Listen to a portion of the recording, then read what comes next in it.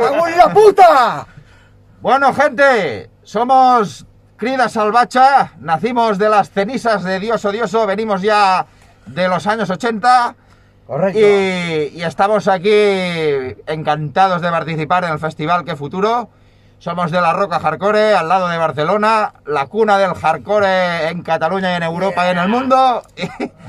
Y aquí estamos presentando a nuestro guitarra. ¡Yeah! Aquí, Doggin.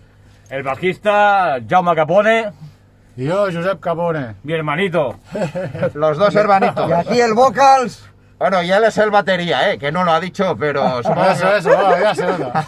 Aquí Y el aquí vocals. estoy yo, Pau, en la voz, quedándome afónico siempre que puedo. Pues un abrazo muy grande y no- muchas gracias. Nos por vemos todo. pronto. ¡Qué futuro! Venga, abajo. ¡Yeah!